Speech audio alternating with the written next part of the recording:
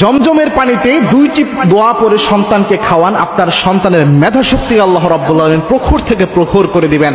এই জমজমের পানি সাধারণ কোনো পানি নয়। ইবনে হাজার আসকালানী রাহিমাহুল্লাহ একদা জমজমের পানি খেয়েছিলেন এই নিয়তে যার স্মৃতিশক্তি হাফেজ শামসুদ্দিন জাহাবির পর্যায়ে পৌঁছে যায়।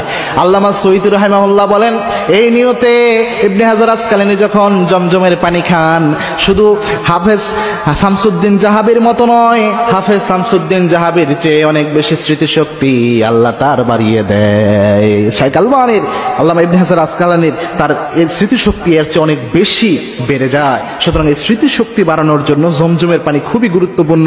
এবং আল্লাহর হাবিব সাল্লাল্লাহু আলাইহি ওয়াসাল্লাম জমজমের পানির ব্যাপারে বিশ্বনবী জানিয়েছেন, মা ও জমজম লিমা শুরিবালা, জমজমের পানি যে নিয়তে পান করা হয় সেই নিয়ত আল্লাহ রাব্বুল আলামিন অ্যাকসেপ্ট করে নেয়, কবুল করে নেয়। যাদের সন্তান তেমন বেশি মেধা শক্তি সম্পন্ন নয়, আপনারা চেষ্টা করবেন জমজমের পানির মধ্যে দুইটি দোয়া পরে ফু দিয়ে তাদেরকে খাওয়ানোর জন্য। একটি দোয়া যেটা বিশ্বনবী নিজে জ্ঞান বৃদ্ধির জন্য পরে ফু দিয়েছেন, বুখারী শরীফে হাদিস এসেছে, বুখারী শরীফের 143 নম্বর হাদিস।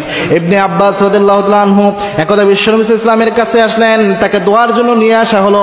আল্লাহর হাবিব সাল্লাল্লাহু আলাইহি ওয়াসাল্লাম ইবনে আব্বাসের মাথায় হাত দিয়ে দোয়া পড়লেন, আল্লাহুম্মা ফাক্কিহু ফিদ্দীন, আল্লাহুম্মা ফাক্কিহু ফিদ্দীন। অন্য বর্ণনায় এসেছে আল্লিমহু তাউইল।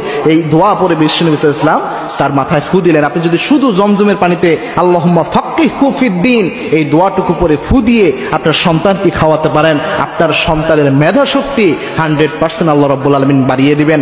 2 নাম্বার হচ্ছে মূসা আলাইহিস সালাম যে দোয়াটা করেছিলেন তার মেধাকে বাড়ানোর জন্য, যেটা সূরা তোহায় 114 নম্বর আয়াতে আল্লাহ রাব্বুল আলামিন উল্লেখ করে দিয়েছেন। আল্লাহ রাব্বুল আলামিনের কাছে মূসা ইসলাম দোয়া করেন, রব্বি জিদনি ইলমা। এই দোয়াটা যদি আপনি করতে পারেন, বিশ্বনবী জানিয়েছেন আপনার জ্ঞানকে আল্লাহ বাড়িয়ে দিবেন। আপনার জ্ঞান বৃদ্ধির জন্য এই দোয়াটা অনেক বেশি কার্যকরী। এবং জমজমের পানির সাথে খাবেন। এবং কি আল্লাহর হাবিব সাল্লাল্লাহু আলাইহি ওয়াসাল্লাম সব পানি বসে খেতেন, কিন্তু জমজমের পানি আল্লাহর হাবিব সাল্লাল্লাহু আলাইহি ওয়াসাল্লাম দাঁড়িয়ে খেতেন। সাহাবায়ে কেরাম প্রশ্ন করলেন, ইয়া রাসূলুল্লাহ, সকল খাবার সকল পানি তো আপনি বসে খান, জমজমের পানি কেন আপনি দাঁড়িয়ে খান?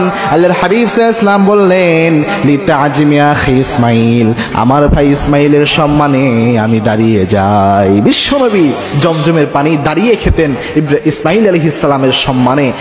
এজন্য দাঁড়িয়ে খাওয়াটাই এটার সুন্নাহ। সুতরাং যখনই জমজমের পানি খাবেন দাঁড়িয়ে খাবেন এবং একটা নিয়ত করে খাবেন, কিবলামুখী হয়ে একটা নিয়ত করে জমজমের পানিটা পান করবেন। আল্লাহ রাব্বুল আলামিন এর বারাকা ইনশাআল্লাহ দান করবেন। দেখেন, এই আমলগুলোর ব্যাপারে আমরা তেমন ওয়াকিবহাল নই। এই আমলগুলো আমরা গুরুত্ব সহকারে সিনসিয়ারলি আমরা নেই না, এবং কি দোয়াগুলো আমরা করি না। মনে রাখবেন, এই সিনসিয়ার দোয়া লাইক এ মিসাইল হামলা করলে যেমন মিস হয় না, দোয়ার মতো দোয়া করতে পারলে সেই দোয়া আল্লাহ রাব্বুল আলামিন খালি হাতে ফেরত দেয় না। এই দোয়াগুলো অবশ্যই সিনসিয়ারলি ইয়াকিনের সাথে মনের মধ্যে দৃঢ় বিশ্বাস নিয়ে আমাদের করা উচিত। তাহলে আল্লাহ রাব্বুল আলামিন এর বারাকা আমাদের দান করে দিবেন।